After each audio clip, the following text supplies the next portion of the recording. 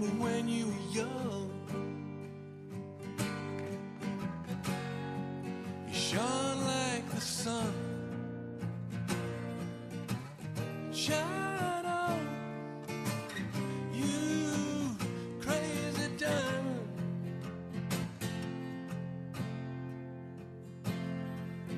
Now there's a look in your eyes, like black holes in the sky. Shine on, you crazy diamond. You were caught in the crossfire of childhood and stardom, blown on the steel breeze. Come on, you target for faraway laughter. Come on, you stranger, you legend, you martyr, and shine.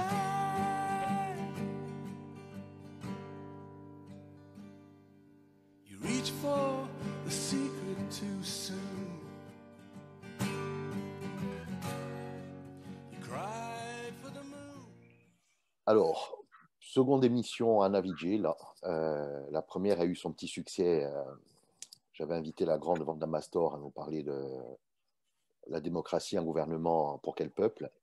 Et ce soir, je reçois l'ami Sébastien Tchéléry, architecte bien connu, qui a souvent sa place dans les médias parce qu'il dit beaucoup de choses intéressantes. Et on ne va pas faire comme dans les émissions à la télé, on va se tutoyer direct parce qu'on se connaît plutôt bien. Salut Seb. Salut Paul. Alors, petite présentation vite fait, bien fait. Donc, tu es architecte du patrimoine. On peut dire le nom du cabinet parce que de toute façon, les placements produits, on a droit sur Internet. Donc, c'est CA Architecte, c'est ça? Ah, tout à fait. Ok, Je ne suis pas seul, comme tu peux voir. Ben, tu es en très bonne compagnie. Toujours un chat à portée de main. Tu es président du conseil régional de l'Ordre des architectes.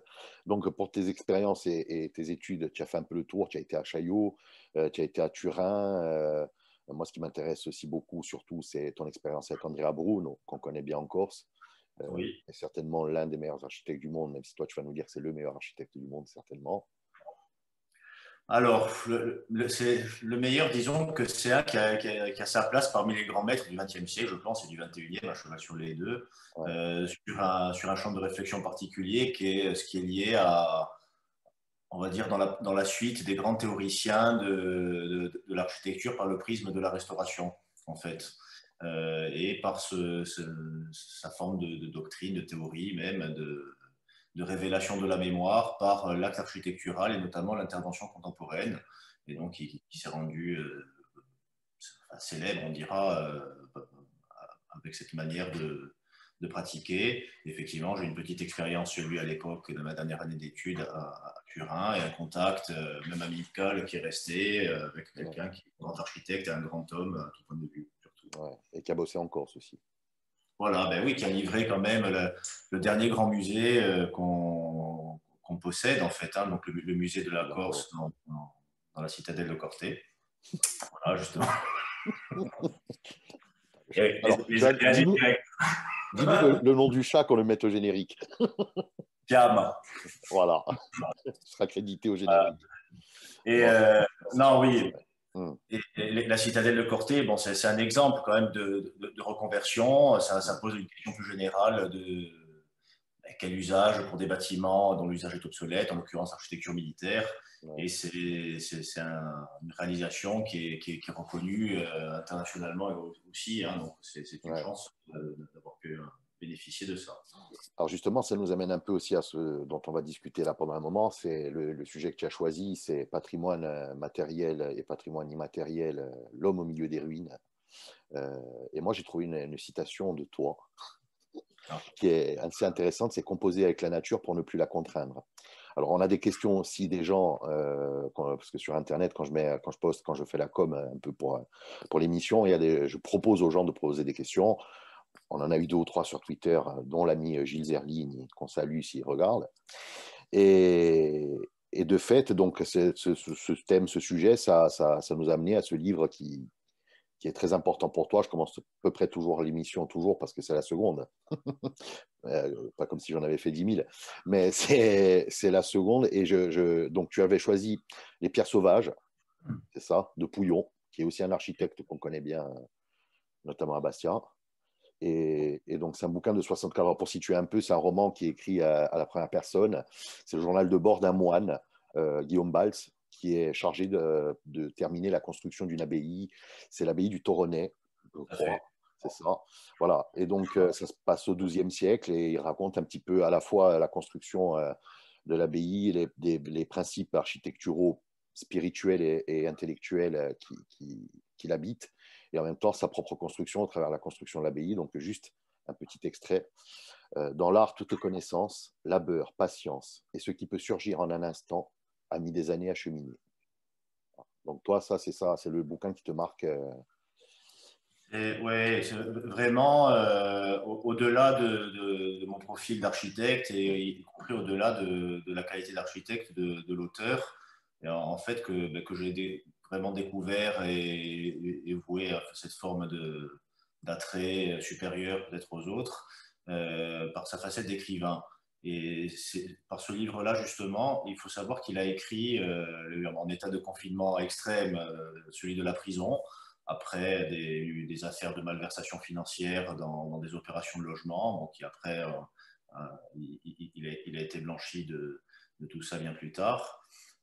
Et finalement, il projette sur papier. Alors au début, la première lecture, c'était oui, ses doutes, ses élans, ses difficultés, ses combats d'architecte, mais en réalité, c'est transposable à n'importe quelle vie d'homme, en fait, d'individu. Les errances, on voit même ce moine qui, bien qu'ayant toute sa foi dédiée à cette œuvre, d'ailleurs à laquelle il ne survivra pas à la fin, enfin à la fin de sa réalisation, il doute même de sa propre foi. Et voilà. Et donc là, on est sur ce phénomène de la construction, qui est la matérialisation justement, selon ces préceptes, ce credo de l'architecture romane, l'architecture comme une matérialisation de la prière par le chant, en fait. Et c'était un peu ça l'idée aussi de fil rouge, de lier patrimoine matériel et immatériel. La pierre, c'est la matérialisation de l'expression de la prière par le chant, et notamment ici celui des cisterciens. Ouais, cistercien, ouais, parce que, bon, c'est vrai qu'en Corse, on a tendance à séparer. Alors, moi, ce qui me gêne un peu en Corse comme ailleurs, hein, c'est que souvent, on met le patrimoine sous la tutelle de la culture, et ça en devient finalement une espèce de sous-branche. Mais en fait, j'ai envie de dire que le patrimoine, c'est à peu près tout ce qu'on a. Et là, on recentre un peu sur la Corse, à la fois les pierres, à la fois la nature, hein, on parle de patrimoine naturel, à la fois le patrimoine immatériel, donc le chant, les savoir-faire, les us et coutumes, les traditions, etc. Et enfin, on revient dessus, le patrimoine tout court, hein, matériel, avec le petit matériel, le grand matériel. Moi, je ne fais pas trop de différence parce que le petit matériel est là pour habiller le grand. Et de fait, en Corse, on a l'impression aussi, encore une fois, comme partout ailleurs, qu'il y a un distinguo, il y a une séparation de tout ça, comme si on pouvait mettre le chant d'un côté, le bâti de l'autre, la tradition populaire, la religiosité populaire, l'agriculture. Tu vois, l'agriculture, c'est un patrimoine quasiment à part entière. Il y a une espèce d'interdépendance comme ça des patrimoines. Et j'ai l'impression qu'on a tendance à les segmenter un petit peu, segmentariser, et du coup à les négliger parce qu'il n'y a pas un bloc. On n'a pas conscience que tous ces patrimoines ensemble forment quelque chose de solide. Non, ben alors d'ailleurs c'est dans bien d'autres domaines que celui-ci, cette tendance à cloisonner parce que les études, les recherches sont effectuées par des hommes ou des femmes, enfin des individus qui ont une spécialité. On a cette tendance à rester cloisonné dans les spécialités dans lesquelles on exerce. Le patrimoine n'y coupe pas, alors qu'effectivement, comme tu dis, il y a quelque chose qui lie un ensemble, même à un niveau peut-être bien supérieur. On a divers niveaux de lecture, du plus opérationnel et concret jusqu'au plus élevé en termes spirituels. En fait, quand on parle de l'architecture, là, ça fait le lien aussi avec les pierres sauvages, mais le patrimoine religieux, c'est rien d'autre, encore une fois, que l'expression d'une foi. Et ce qu'on a ici, l'architecture romane, l'architecture baroque, c'est la projection de l'esprit d'hommes, de chrétiens, de croyants qui ont projeté leur foi dans cet art, qui chantent dans ces édifices d'une certaine manière une expression de la prière. Et de la même manière, sur l'usage quotidien, l'agriculture, évidemment, tout ce qui est en fait, ce qu'on arrive à, ce qu'il faut vraiment avoir à l'idée comme notion, c'est tout ce qui sort finalement de l'esprit humain, tout acte de création humaine, justement, quelle que soit sa forme, c'est issu du même esprit, donc c'est forcément lié. Le chant, c'est une projection. La poésie, c'est une projection aussi d'une expérience de la vie, comme dit Jean-Charles Adam, à qui j'emprunte souvent cette expression. Toute création est la projection d'une expérience de vie. En fait. L'architecture en est une, l'aménagement du territoire par rapport à des usages agricoles. Donc tout ça est totalement lié. Alors, l'usage agricole, justement, en Corse, c'est quand même particulier. Bon, on a le PADUC qui est contesté, contestable. Bon, ça, je ne rentre pas trop dans les détails parce que c'est quand même quelque chose d'assez copieux à envisager. Mais j'ai l'impression que, voilà, ouais, sur la Corse, on parle des ruines. Là, le sujet, c'est l'homme et les hommes au milieu des ruines. On aurait pu dire les femmes, hein, mais bon, on ne va pas tomber dans les pièges de l'inclusivisme. Mais j'ai l'impression qu'on est au milieu de ruines de beaucoup de choses. On est au milieu des ruines de l'agriculture, on est au milieu des ruines du patrimoine, malgré les bonnes volontés. Hein. Je ne suis pas là pour dresser le tableau noir complet et total, mais on voit qu'il y a des initiatives. Tu le disais tout à l'heure, par exemple, Jean-Charles Adam, Custodi di Ugrea, qui est une initiative magnifique. Hein. Tu as des gens, des associations qui se montent pour la sauvegarde du patrimoine dans les villages de manière locale. Il y a quand même une volonté aussi, quelque part, des institutions d'aller dans ce sens-là, mais on reste au milieu des ruines. C'est quoi le problème en fait? On n'a pas conscience de ce qu'on perd, on n'a pas conscience de ce qu'on a. Alors, c'est pas un problème qui est propre à la Corse. Hein. Moi, je pense que c'est un problème qui concerne les civilisations occidentales d'une manière générale. Et les ruines sur lesquelles on est, c'est les ruines de notre propre mémoire collective, en fait, qui est, en quelques décennies, qui a été partiellement effacée. C'est forcément les effets d'une certaine forme de mondialisation, aussi de certaines idées du modernisme, hein, cette idée de la table rase. C'était aussi la réponse à un idéal d'une époque, améliorer la qualité de vie des gens, passer par là, par refonder totalement un monde nouveau. Voilà, c'est les fondements du mouvement moderne en tant que mouvement de pensée. Seulement, on a un petit peu subi aujourd'hui avec le recul peut-être le pendant négatif de cet effacement. C'est-à-dire que si je prends simplement la discipline architecture, les architectes modernes, eux, avaient un enseignement classique. Ils avaient eu l'enseignement des beaux-arts, ils avaient cette connaissance, mais avec cette connaissance, ils ont décidé de penser autre chose. Aujourd'hui, déjà, nos générations n'ont plus cet enseignement-là. Donc, on part simplement avec ce qui était le niveau zéro, en fait, l'an zéro pour Ouais. les générations précédentes. Et c'est un peu le même phénomène, peut-être qu'on voit même dans les usages du quotidien, au final. Ça va de l'oubli d'usage domestique, La de la langue. aussi, et de tout un pan de la culture qui n'est pas justement la culture cloisonnée comme patrimoine culturel, mais la culture vivante qui fait partie justement de l'animation de la cité, des fondements de la vie en société. Oui, l'interdépendance de tout ce qui vit dans cette société. Donc, comme on disait tout à l'heure, à la fois les us et coutumes, la langue, le patrimoine bâti, mobilier, etc. Comme aussi comme projet de société, comme société, parce qu'à un moment donné, projet, on peut en parler pendant 1000 ans, un projet reste un projet. Hein. C'est un peu Oui. comme les choses qu'on veut enterrer dans des commissions, on ouvre des commissions pour enterrer des trucs. À un moment donné, je pense que la société que l'on veut, c'est la société du patrimoine vivant. Voilà, moi, si j'allais remettre tout ça à l'intérieur, que ce soit le champ confraternel, l'agriculture, la conservation, la restauration, la transmission de tout ce patrimoine bâti et du reste, c'est vraiment toute cette notion de patrimoine vivant comme société. C'est la société qu'on veut. Mais aujourd'hui, on s'aperçoit, bon, en Corse, tu as un logement sur 3 qui est une résidence secondaire. Moi, c'est la question que je me pose souvent, parce que bon, on se connaît bien, on parle souvent et très longtemps, même si on ne se voit pas autant qu'on le voudrait. Mais comment ça se passe au niveau de l'architecture? Enfin, l'architecte, quand on vient voir un Sebetché, et qu'on lui dit, voilà, moi, je veux faire 300 villas au bord de l'eau, à louer à 1500 euros la seconde, à des touristes américains en déshérence.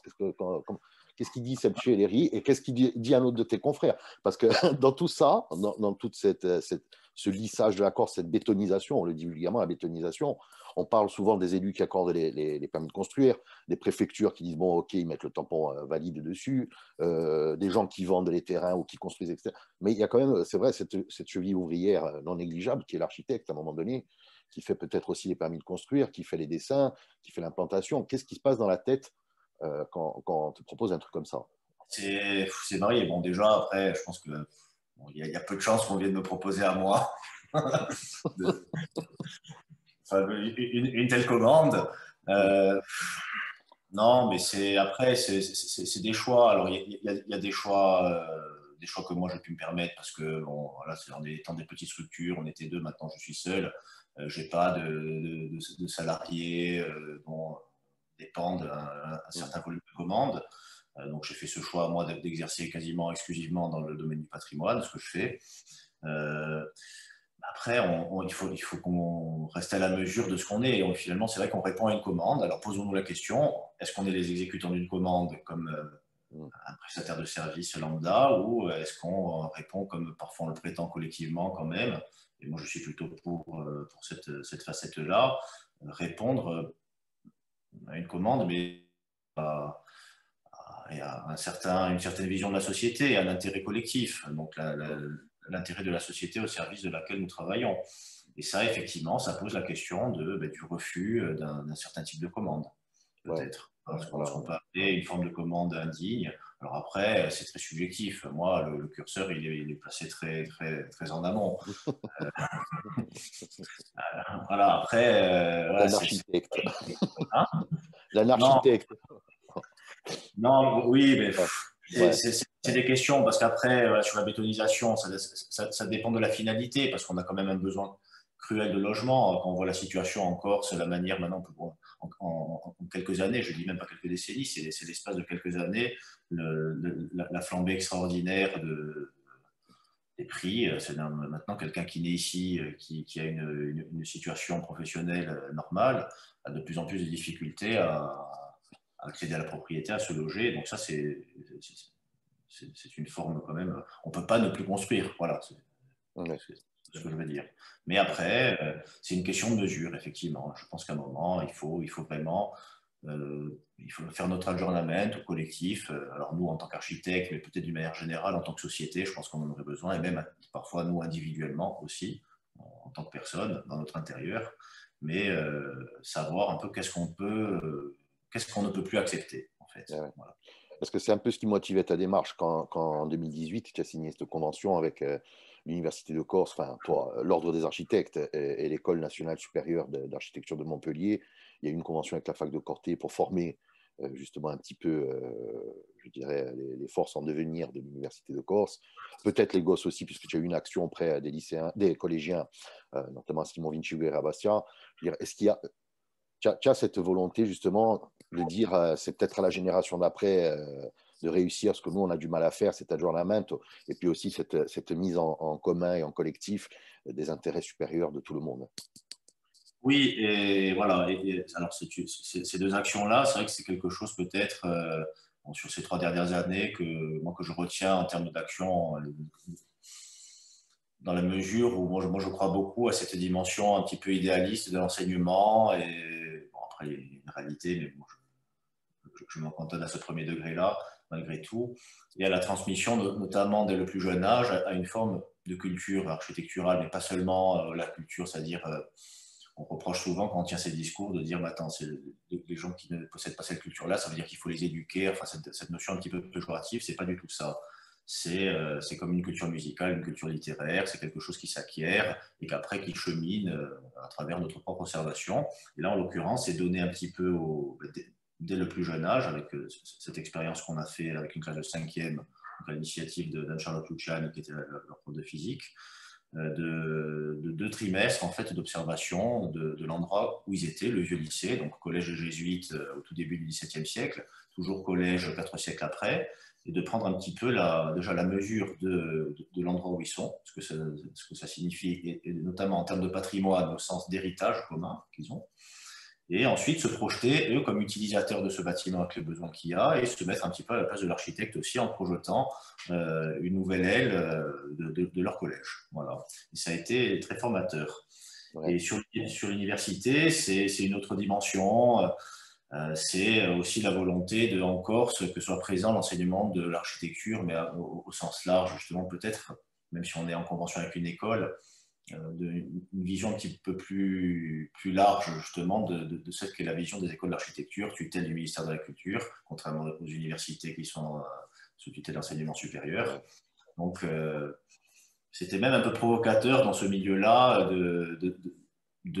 d'offrir ça à l'université, en fait. Mais moi, j'y crois beaucoup. Effectivement, les forces en devenir, c'est aussi des forces déjà en présence, avec cette première promo, notamment des jeunes femmes, surtout, d'ailleurs, architectes qui exercent ici, qui ont une force de frappe et de réflexion assez remarquable, de notre génération d'ailleurs, hein, Ouais. qui ont voulu essuyer les plâtres de cette première expérimentation. Donc là j'y crois beaucoup aussi.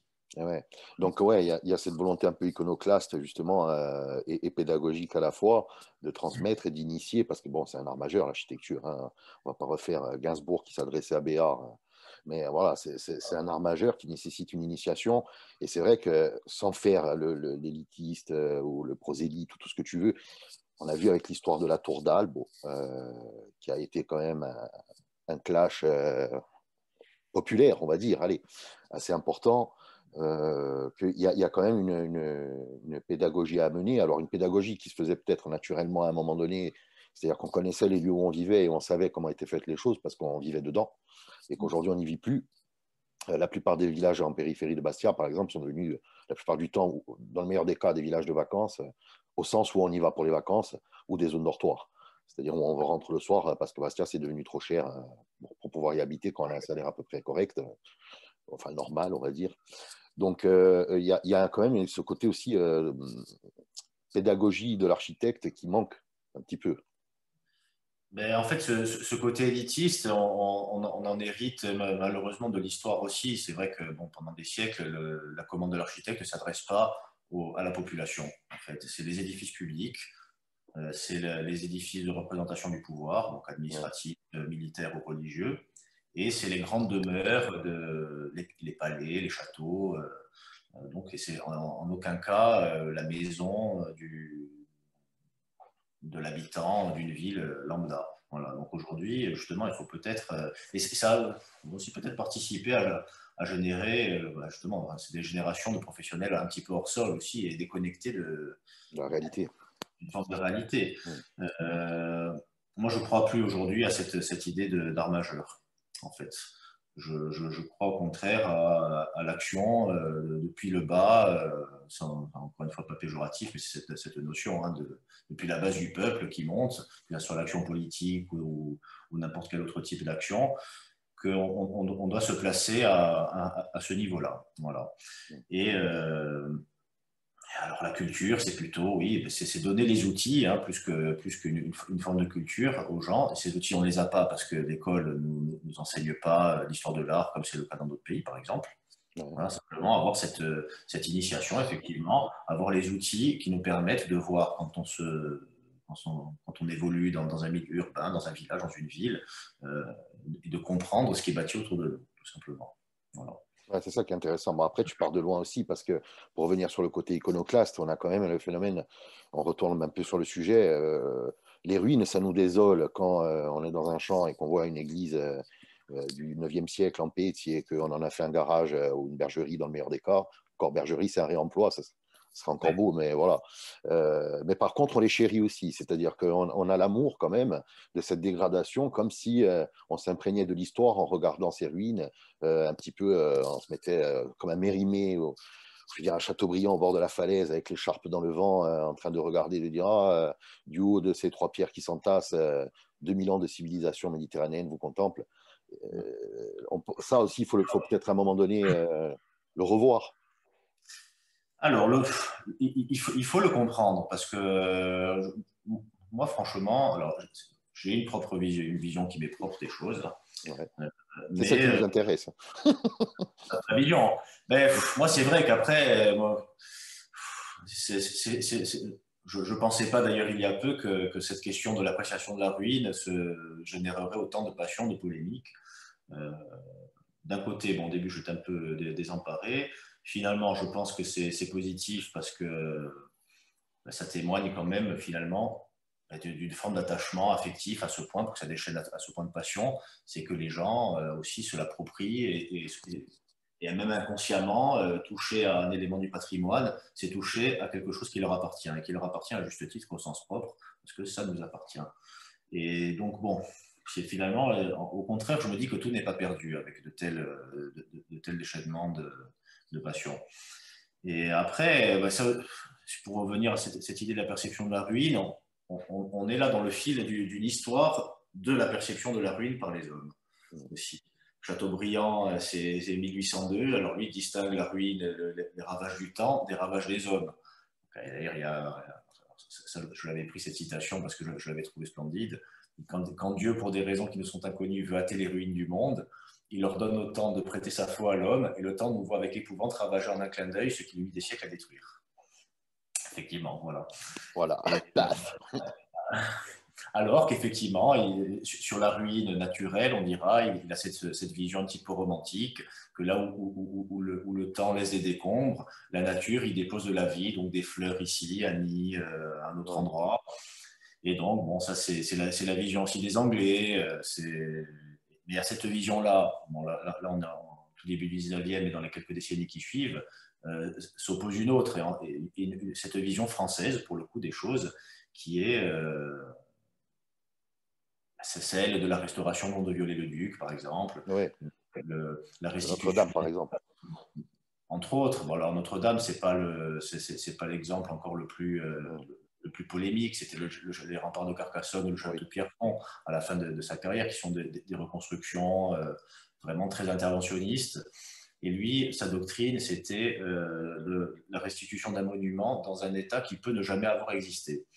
Et en face de ça, l'anglais Ruskin lui opposait la vision du monument comme un organisme vivant, en fait, dont il fallait accepter la mort. Ouais. L'état et la mort, ouais. Voilà, et donc, à la fin, donc on le consolide tant qu'on peut, mais à la fin, quand c'est irréversible, on le laisse et on accepte de fait, quand on accepte la mort finalement d'un individu, de quelqu'un qu'on aime, on accepte la mort d'un édifice qui peut aussi nous être cher. Et moi, ça rejoint un petit peu ma vision qui est que oui, la ruine, d'une certaine manière, c'est aussi la mort. Voilà, oui. Mais ça amène... Oui, vas-y, finis. Non, et qu'on a les moyens, après, c'est toujours quelle est la finalité. On ne peut pas appliquer à une tour génoise, à un palais, à une ruine romaine, à une église, à une maison, la même, un positionnement préétabli. Bien sûr. Il y a la prise en compte justement d'un nombre innombrable, d'un nombre très important de facteurs. Ça arrive. Oui, les pléonasmes, ça m'arrive souvent moi aussi. Ouais, voilà. On parle à bâton rompu. Mais voilà. Et au-delà de cette notion scientifique et cette question historique, il y a forcément le facteur humain. Voilà. Parce que si on prend ne serait-ce que le mot patrimoine, c'est l'héritage, en anglais, heritage. Oui. Ce dont on hérite et collectivement comme personne, comme société, comme peuple. C'est bien qu'ils descendent des pères aux enfants. Voilà, nous sommes les enfants et nous héritons de bien de nos pères. Mais voilà, alors du coup, ça amène un peu la question justement sur Twitter de Jean-Pierre Ariot qui demandait qu'est-ce qu'une restauration réussie finalement. Une restauration réussie, alors ça va dépendre encore du contexte. C'est-à-dire la restauration de quelque chose qu'on va réutiliser, qui va retrouver une vie. La restauration justement d'une ruine qu'on veut protéger en tant que telle, moi je dirais c'est ce qui va permettre d'une manière ou d'une autre à un monument, mais pas seulement un monument, un élément de quelque chose auquel on tient, de continuer à perdurer et de faire partie d'un cycle de vie, et notamment de vie humaine, voilà, de pouvoir être utilisé, de pouvoir être regardé, de pouvoir être connu. Voilà, après, selon les cas, on a divers Oui, il faut quand même une connaissance, je dirais, de l'histoire, du lieu. Il y a la toponymie qui est importante, on se souvient, moi. Bon, C'est évident, en fait. C'est ouais. une restauration, moi je dirais n'importe quelle intervention sur un site où préexiste déjà quelque chose, c'est-à-dire partout. C'est même un Eh site oui. vierge en Corse, en zone rurale, par exemple, on va construire une maison, il y a un tracé cadastral, il y a ce traité à mur, il y avait un chemin, il y avait un cours d'eau. Enfin, il y a des traces déjà de l'intervention des hommes qui préexistent partout. Donc, c'est peut-être celle qui ne va pas effacer ce qui ne pas causer de perte irrémédiable, ce qui est souvent le cas, malheureusement. Voilà. Alors, autre question, puisqu'on a lancé avec la question de Jean-Pierre Ariot, Gilles Zerling, donc pour ceux qui ne connaissent pas, auteur de livres magnifiques, dont Mauvaise Nouvelle, Sainte-Julie de Corse, etc. Je les mets à la fin de chaque web émission, je mets les couvertures des livres, si les gens peuvent s'en inspirer ou s'ils veulent les lire. Alors, question à Monsieur Tchéléry. Attendu que la Corse ne produit pratiquement plus rien, que ce qui fit notre socle, c'est-à-dire une ruralité vivante, est totalement ruiné, ne constitue-t-elle pas, dans son entité, un vaste champ de ruines et ou vestiges, un cimetière touristique? La question joyeuse.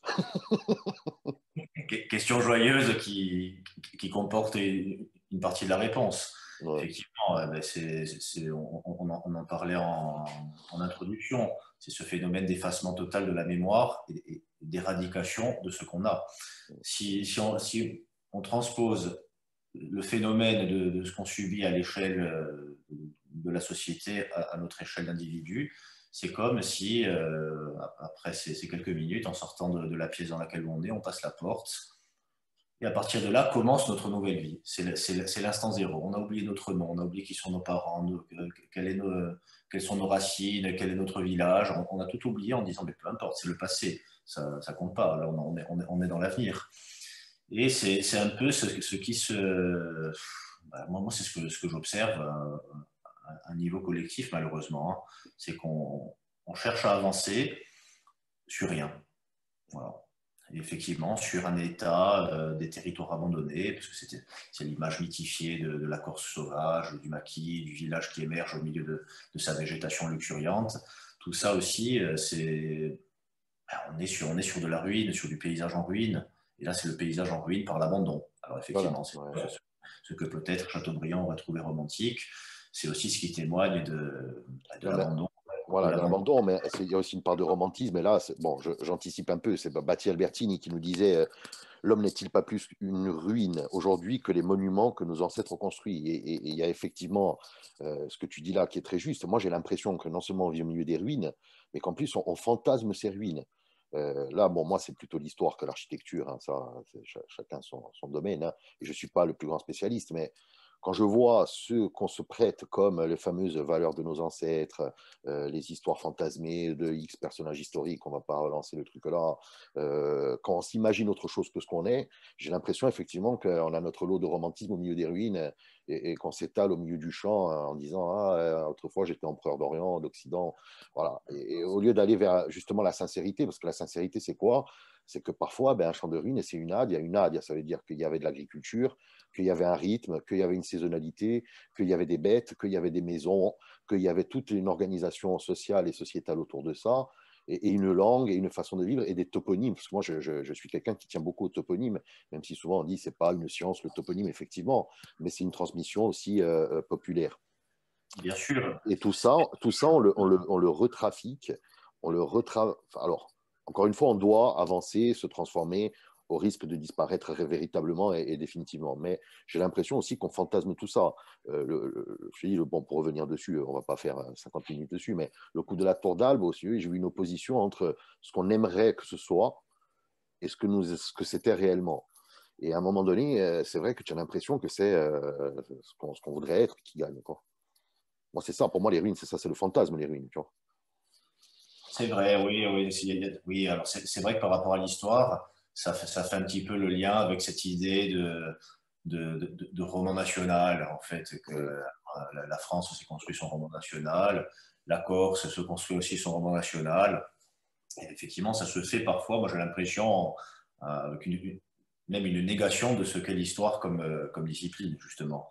C'est d'arranger à notre manière pour pouvoir faire dire à l'histoire ce qu'on voudrait enfin, pour le faire correspondre à nos fantasmes. C'est pareil, c'est simplement avec des témoins bâtis de l'histoire. Ouais. Voilà. Alors c'est vrai que ces idées, bon la tour, oui, bah, s'il faut en parler un petit peu, parce que certainement on nous attend toujours un peu là-dessus, il y avait une volonté d'en faire une forme de cas d'école aussi. C'est-à-dire oui, c'était comme ça pour montrer, parce qu'on n'en a plus une seule, qui forcément a abandonné depuis 3 siècles.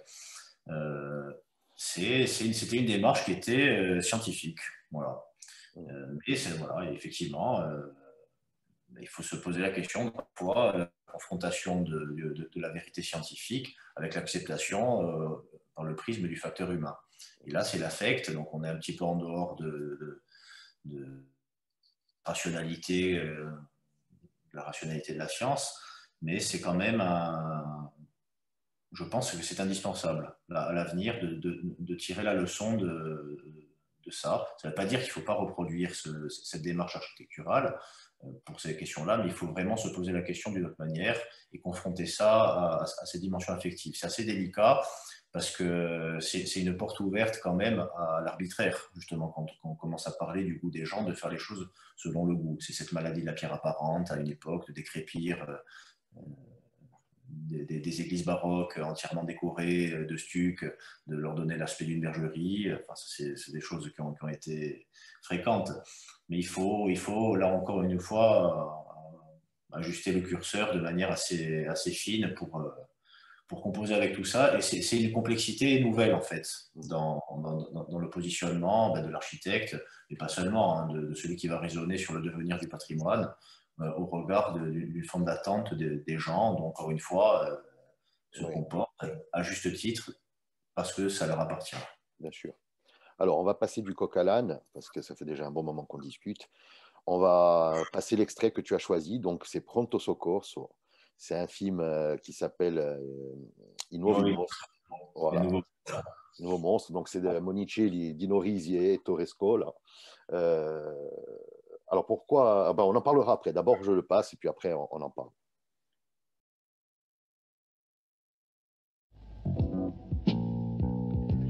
Ecco, vieni, caro. Ma non lo so, sai. Ciao, Giada. Scusami con René e Chilone, ma questa sera ho promesso a mamma di andare dalla principessa Altoprati. C'è una riunione per lo scisma Lefebvre. Io non so neanche dove sia la casa, perché non c'è fica e non ho mai messo piede. Ha detto mamma in zona Eor, l'unico riferimento monumento. Ma che età dice Maria? E non lo so, assolutamente, cara. Se li manda a fanculo prima ti raggiungo al graticolo, altrimenti al Gechi. Ti aspetto. Ciao, Giada, ok? Bye bye. I see you later.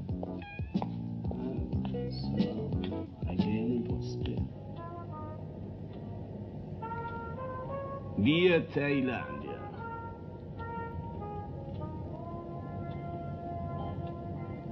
Via Indonesia. Via Birmania. In angolo con via Nuova Zelanda. Via Oceania. Ma che strano, stiamo facendo il giro del mondo e mi trovo sempre in zona Euro. Oh, e che riferimento, meno male. Ecco un uomo, meglio chiedere.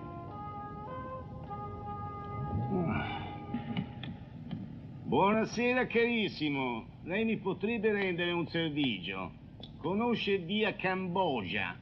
Deve arrivare dalla principessa Altoprati. Mi han detto alle spalle a monumento a coso, a Mussolini, mi pare. Me l'ha detto mamma. Oi là, ma lei è malconcio, caro. Cosa è successo? Una bomba? Un'automobile mantruppata, aiuto. Aiuto, mi dice, caro.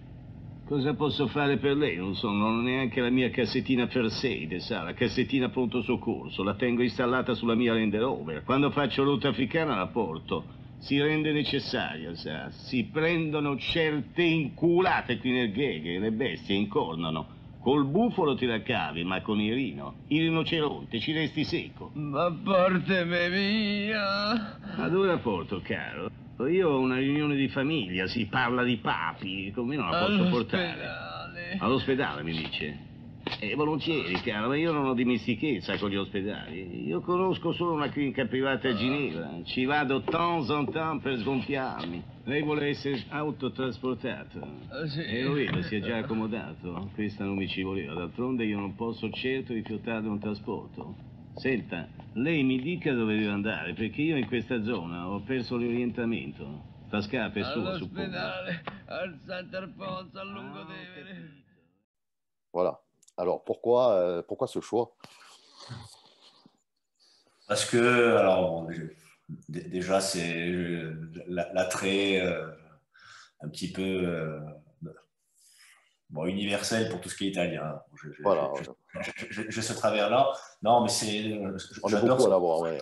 Ouais, cet humour cynique à l'extrême. Et finalement, bon, c'est les années 70, là, le film. Donc, cet aristocrate qui récolte ce type de 77. Voilà, qui fait le tour des hôpitaux pour trouver un pronto soccorso. Et finalement, après bon, un quart d'heure, en l'occurrence, de tergiversation, un petit peu plus dans la transposition dans leur vie réelle, il redépose le type inanimé au même endroit, désespéré, parce qu'on n'a pas trouvé d'endroit.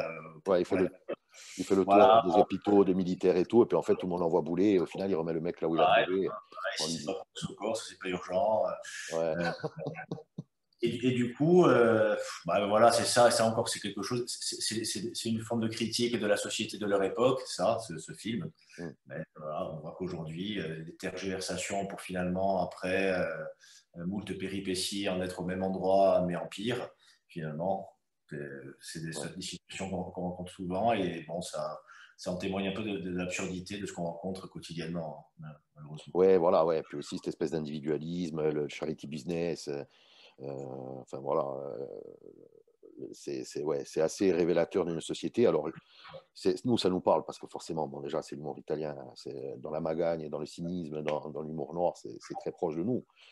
Tu le disais tout à l'heure, il y a quand même aussi ce lien avec l'Italie. Alors là, attention, hein, parce que les mecs, ils vont sortir les petits panneaux avec fascistes, Mussolini, irrédentistes, mangeurs d'enfants et bouilleurs de femmes. Mais quand on est objectif et qu'on regarde l'histoire de la Corse, il y a effectivement le lien vers terre ferme qui existe jusqu'on va dire, allez, début XXe siècle, vraiment. Et alors, au niveau de l'architecture, on a quand même aussi quelque chose. Ou est-ce qu'il y a vraiment une architecture spécifique corse? Ah, mais non, alors... Il y a une architecture corse, voilà, c'est ça la question. En fait, c'est est-ce qu'à un moment donné, il y a une architecture corse ou alors ce sont les Milanais, les Lombards, les Génois qui ont amené, les Pisans qui ont amené le baroque, le roman, etc. en Corse? Alors, je dirais les deux. La Corse, comme bon, la Méditerranée, c'est un bouillonnement d'échanges entre les peuples et les hommes, et voire les civilisations. La Corse étant au centre n'y échappe pas. Et on bénéficie, pour le coup, d'apports immenses depuis l'extérieur. Alors, c'est les maestri lombardi, c'est les maîtres tessinois, les ticinesi, qui ont, pendant 3 siècles presque, contribué à la construction d'édifices baroques, mais aussi d'édifices militaires. C'est aussi les maîtres maçons italiens qui viennent à la fin du 19e, jusqu'à la fin du 19e siècle, même encore après, construire nos maisons de village aussi. Donc on a en permanence ces apports humains, mais si on reprend sur cette forme d'architecture savante, finalement, qui est le baroque, qui est un sujet sur lequel je travaille beaucoup depuis 12-13 ans maintenant,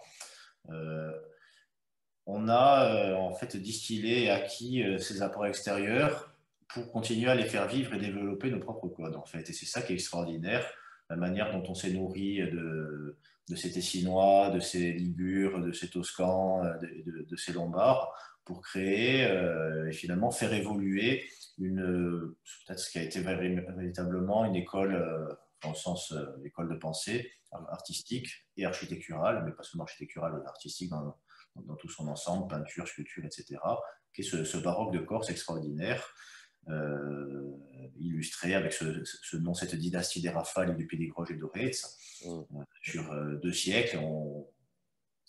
Alors, stucateurs, maçons extraordinaires qui ont livré les plus belles œuvres baroques qu'on possède et qui ont certaines caractéristiques qui sont absolument uniques, qu'on ne retrouve pas en Italie, qu'on ne retrouve nulle part.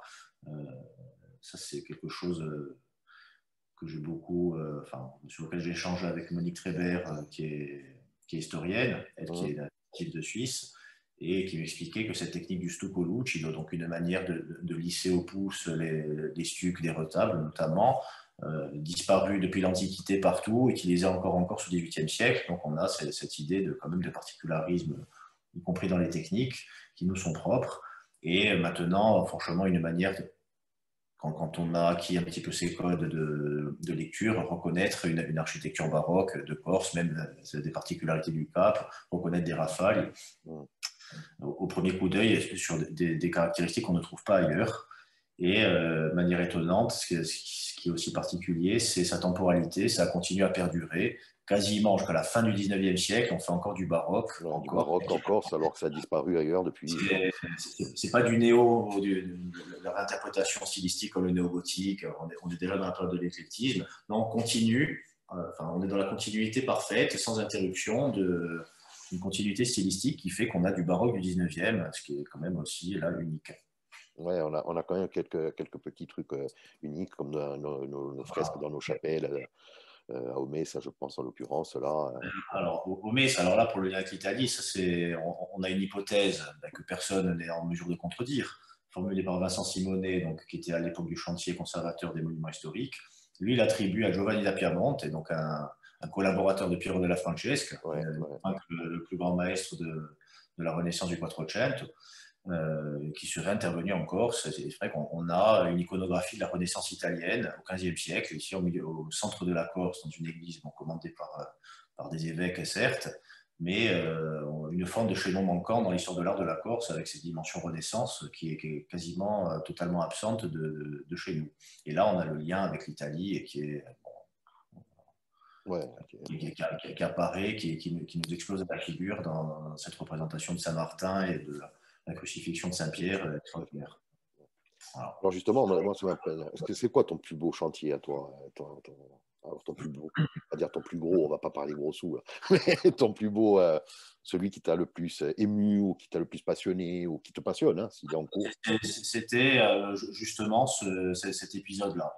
Voilà, la découverte de cette fresque derrière une couche de peinture, donc par Nicolas et Eva Paul, qui sont restaurateurs à Speloncato. À Speloncato, qu'on salue aussi, c'est des amis. Voilà. Notamment Nico. Voilà. Et donc, c'est sa curiosité au départ qui a permis ça, cette découverte, qui est une découverte majeure dans ces dernières décennies dans l'histoire de l'art de la Corse. Une petite tache de couleur derrière un badigeon blanc, après avoir décroché un cadre emmené à la restauration qui était sur un retable assez médiocre, une copie de 1900 du retable baroque d'en face. Donc c'est une église du XVe siècle, baroquisée, on dira. Ouais.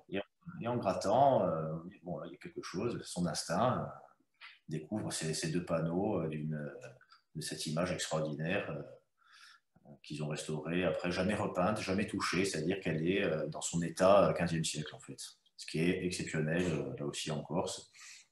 Et donc voilà, ça fait partie un petit peu des surprises qu'on a rarement. Et je pense que moi, ça restera celle en tout cas jusqu'à présent, de ma carrière pas si longue malgré tout. Ouais, mais quand même. Et en tout cas, oui, voilà, qui m'ont marqué, y compris sur le plan affectif, parce que on n'y est pour rien d'un côté, parce que je ne fais qu'être là, simplement. Oui, mais bon, j'assiste quand même à la révélation de quelque chose qui est phénoménal et d'ampleur internationale, parce qu'il faut aussi considérer la Corse, comme tu disais tout à l'heure, dans son environnement. Je veux dire, la Corse, elle ne fait pas que subir l'histoire qui vient d'arriver, elle vit aussi l'histoire, et parfois, elle a fait un peu sienne, elle la transforme, elle la met à sa sauce, et ça donne quelque chose de tout à fait magnifique, loin du roman national, comme on disait tout à l'heure, mais on a des pépites inestimables, on en a points improbables. Oui, et d'ailleurs, ça aussi qui sont assez peu connus. Bon, encore un élément qui nous concerne de manière très, très liée tous les deux, c'est cet oratoire incomparable de Santa Croce dans la citadelle. Donc, un morceau on foule le sol de la cathédrale de Rome quand on entre dans cet oratoire. Donc ça aussi, c'est un lien c'est plus le lien que le lien avec l'Italie, le lien avec le cœur du Vatican. C'est quelque chose, et là aussi, c'est cette dimension un petit peu unique. Oui, parce que pour rappeler, en fait, l'oratoire était construit sur un terrain appartenant à Saint-Jean-de-Latran, l'oratoire Sainte-Croix, Santa Croce et Bastille, où il y a le Christ noir. Et de fait, donc, il y a un lien avec Saint-Jean-de-Latran, la basilique des papes, hein, à Rome, Voilà. qui est assez important. Et oui, et dont on a les armoiries du Saint-Siège gravées dans le marbre de l'autel. Donc, on a la cathédrale de Rome, spirituellement parlant, ici, dans la citadelle de Bastia. Donc, ça, c'est quand même extraordinaire. Et après, bon, effectivement, oui, le lien avec la terre ferme, c'est ces situations où d'en haut, on a redescendu de Teddy, mais par temps clair, on voit la côte. À un moment de se voir, c'est quelque chose aussi qui est d'une puissance indescriptible. On voit beaucoup moins bien Maubeuge, je te l'accorde. Voilà, même Nice. Ouais, surtout Nice. Voilà. Bon, écoute, Seb, on va bientôt terminer, donc je voulais juste ton avis sur la suite des événements. Comment tu penses que ça va se passer là, ou comment tu souhaiterais que ça se passe, hein. On peut toujours faire dans l'utopie aussi. Alors, on va prendre cette direction-là et on va souhaiter que ça se passe de la manière dont certaines prises de conscience émergent et cette idée de bon, voilà, c'est un peu quasiment idéologique, mais dont on se réapproprie un peu les choses qu'on a oubliées. C'est le cas, on voit beaucoup d'initiatives. On parle de patrimoine immatériel, on n'a pas eu le temps d'en parler. Je voulais parler Ah non, mais on peut en parler. Hein, il n'y a pas de minutage, il n'y a pas la chaîne qui va couper le programme. Non, sur cette dimension du champ, la manière dont c'est lié, je prends le village de Piligorte, donc le village de ma grand-mère. On a restauré l'église et en même temps est en train de renaître, grâce aux jeunes et même les générations un peu d'avant du village, ce patrimoine sonore extraordinaire qu'est notre messe de Piligorte. Donc là aussi, on a eu ce temps d'interruption où ça n'a pas été transmis. On arrive à retrouver des témoignages de ces usages-là. Et finalement, dans l'église qui est restaurée, en tout cas qui est en cours, phase après phase, on a terminé la façade principale et le clocher, rendre vivant justement cette tradition du chant qui est liée à cet édifice-là exclusivement. Et là, c'est des démarches qui ont un sens dans leur intégralité. On va parler de Spélion 4, pareil, hein, voilà, là, c'est une activité extraordinaire de rendre vivant ce patrimoine spirituel et aussi chanté, en même temps que l'Église peu à peu retrouve son lustre, on dira. Si on peut, tu vois, tu as cité aussi l'action Jean-Charles Adam, qui arrive quand même à faire adhérer des dizaines de lycéens à des projets de conservatoire botanique, ce qu'il faut quand même arriver à trouver les arguments pour, à 16 ans, faire adhérer des jeunes à de tels projets, où là aussi, on lit tout, on lit l'agricole, on lit le spirituel, on lit l'acte physique, c'est absolument extraordinaire. Et moi, je crois plus que tout à ces initiatives-là et à reprendre un peu, à retrouver ce que nous sommes. Voilà, en fait, c'est retrouver notre vrai visage. Tout en avançant dans l'avenir. Bien sûr, oui, c'est pas, la tradition, c'est pas quelque chose de figé, hein, comme le patrimoine d'ailleurs. Hein. Le legs, il ne s'arrête pas à notre génération, ou alors c'est qu'on a une vision imbue de nous-mêmes et un orgueil mal placé, mais effectivement, le fait de savoir que non seulement on en hérite, mais on va devoir le léguer. Et donc, pour savoir de ce dont on hérite et ce dont on lègue, il faut savoir qui on est aussi. Quelle est la plus-value et pas la moins-value qu'on va y ajouter, qu'on va y adosser. Et effectivement, ça passe par se connaître soi-même. Alors là, on ne va pas faire la philo, etc. Hein, connais-toi toi-même, mais à un moment donné, il va peut-être falloir passer par là, c'est-à-dire allier science et conscience. Donc, comme on disait tout à l'heure. Voilà. Et comme tu le dis bien, on n'est pas propriétaire, on est dépositaire pour un temps donné, en attendant de le transmettre à ceux qui viennent après. Donc, c'est exclusivement des obligations. Voilà, oui. Là, on ne parle pas du patrimoine, la maison au bord de l'eau. À Porto-Vecchio, hein, par exemple, où voilà, le truc de 2 hectares avec piscine à triple débordement, du parc naturel. Mais après, on peut le transposer aussi à l'échelle familiale, à l'héritage d'un patrimoine familial. On doit le tenir pour nos enfants après. Hein. Voilà. Ouais, c'est ça, ouais, tout à fait. Bon, pour terminer cette émission, et avant de te remercier et de te laisser aller vaquer, quand il finit le confinement, on prend l'apéro ou à Rome ou à Bastia. Qu'est-ce que tu vous conseilles? Alors, on a quand même un morceau d'Italie dans la citadelle, si on peut. Ouais. Et Voilà, qu'est-ce venir, et qu'est-ce que tu nous conseilles de manger alors? Parce que je sais que tu es amateur de cuisine, voire fin cuisinier. alors, ça sera chez moi. Oh, annonce. Ce sera un plat de pâtes des plus simples. Ouais, merveilleux, avec un bon verre de vin. Voilà. Bon, Seb, je te remercie beaucoup. Merci, Paul. Je te souhaite de passer une bonne soirée. Et puis, on essaie de se voir vite en vrai, nous. Et puis, on remercie toujours les gens qui nous regardent et qui vont nous regarder encore plus nombreux dans l'avenir.